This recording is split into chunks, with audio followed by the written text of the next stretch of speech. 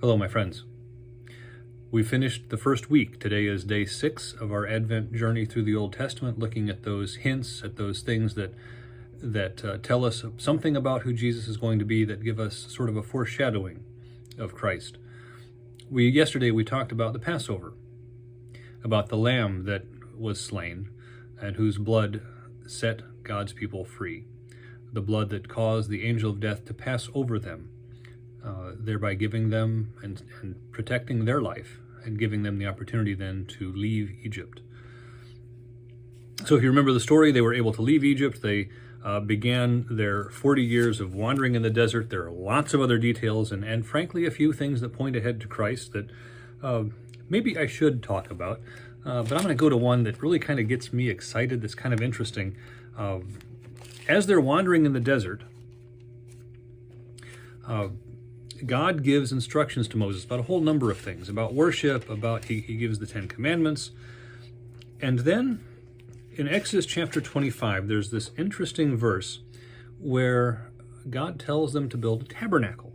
You know what a tabernacle is? Think tent. Think big tent. This is the tent of meeting, the place where, listen to this, in Exodus chapter 25, verses 8 and 9. Then have them make a sanctuary for me, and I will dwell among them. Make this tabernacle and all its furnishings exactly like the pattern I will show you. God gave Moses instructions to build this big tent, this tabernacle, this place where God would be, this place where God promised to be present among his people.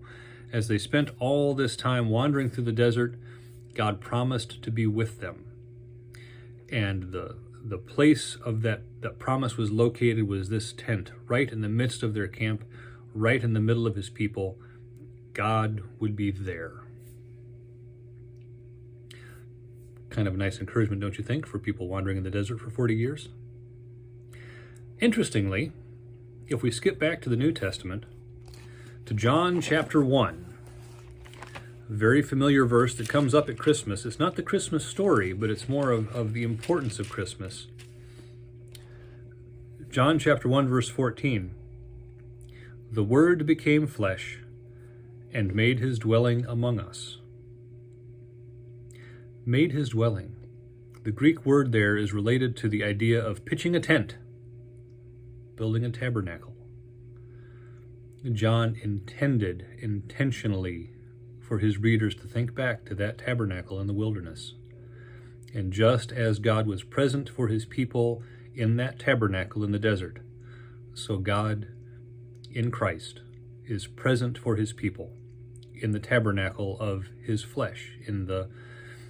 He came to dwell with us as one of us in the same meat and bones that we all have, to live here with us.